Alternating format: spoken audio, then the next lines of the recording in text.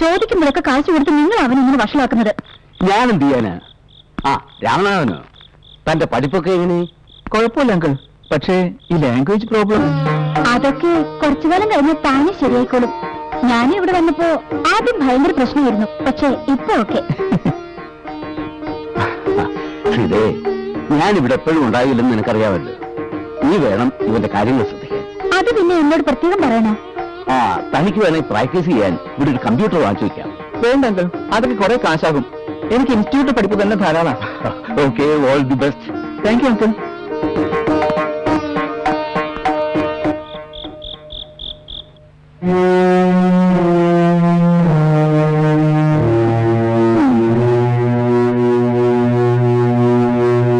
എന്താ വലിയൊരു ആലോചന? എന്താണെങ്കിലും എന്നോട് പറയാൻ പാടില്ലേ? അവൻ ഇന്നും വന്നില്ലല്ലേ?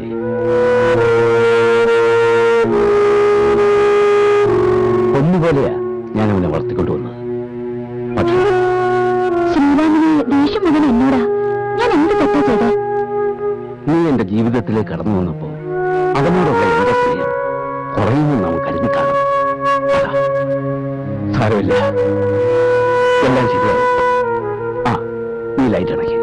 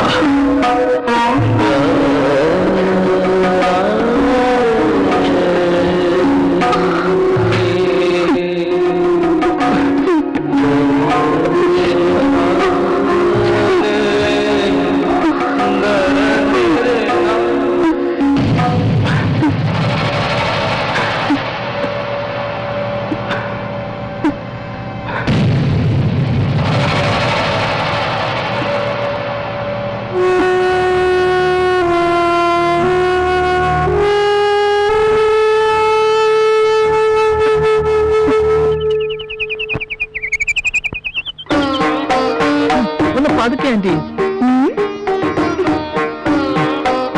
പിള്ളേരുടെ സ്വഭാവ പറഞ്ഞ കേട്ടില്ല.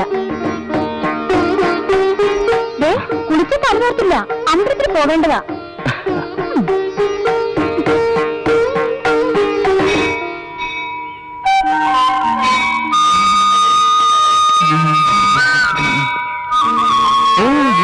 ടിക്കറ്റ് കിട്ടില്ല, ഞാൻ പോട്ടെ. ശരി, പോയിട്ട് വാ.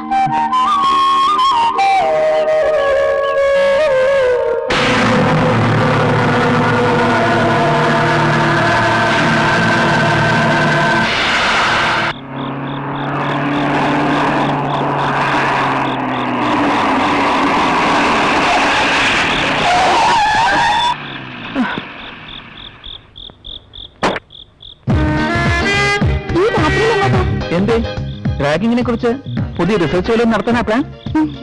കോളേജിൽ മാത്രം റാഗിംഗ് ഉള്ളെന്നാ ഞാൻ വിചാരിച്ചത്. ചോറാവാതെ മാഷേ, അതൊരു അബദ്ധം പറ്റിയതാ. അതിന് വേണമെങ്കിൽ സോറി. എന്താ ഓടുന്നേ? പെൺപിള്ളേരെ പേടിയാ?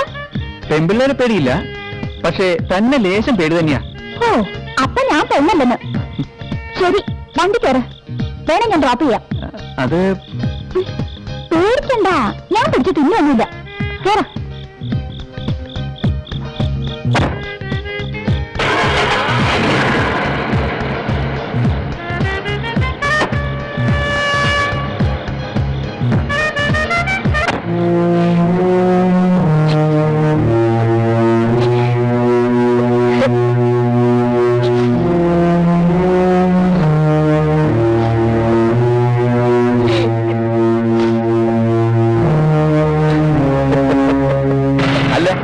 എന്തിനാ ഇതിലൊക്കെ തലയിടുന്നത്?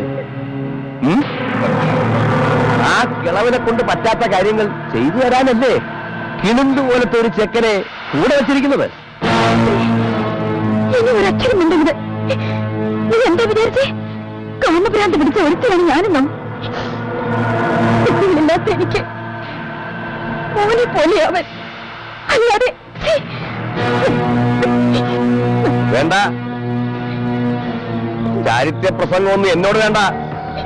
പിന്നെ എന്നെയും കൂടെ ഒന്ന് ഇടയ്ക്ക് പരിഗണിച്ച ഒരു കുഴപ്പമുണ്ടായില്ല. നോക്കിക്കോ, ഞാനിതെല്ലാം നിന്റെ അച്ഛനോട് പറഞ്ഞു കൊടുക്കും. പറഞ്ഞാൽ കൊന്നുകളയും ഞാൻ. നിന്നെയല്ല, അയാളെ. ഓ, എന്ത് പറയാനാ ആന്റി, സൂപ്പർ സ്റ്റാറിന്റെ പടമാണല്ലോ എന്ന് വിചാരിച്ചാ കേറിയത്. പോളി, ശ്രീരാമണ്ണൻ കണ്ടായിരുന്നു ആ പടം?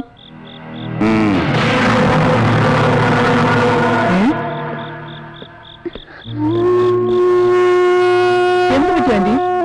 എന്താ മുഖം വല്ലാതെ? ഒന്നുമില്ല, ഞാൻ വീട്ടിൽ പോയിരിക്കാം. ഞാൻ വിളമ്പാം.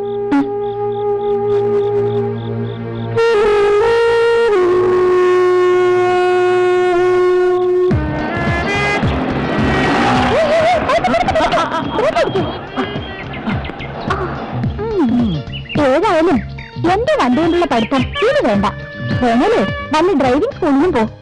എന്റെ പപ്പായെ ദുബായി കിടന്ന് കഷ്ടപ്പെട്ടുണ്ടാക്കിയ കാശ ഈ വണ്ടി. അതിന് വണ്ടി ഓടിക്കാൻ പഠിക്കണമെന്ന് ഞാൻ പറഞ്ഞില്ലല്ലോ.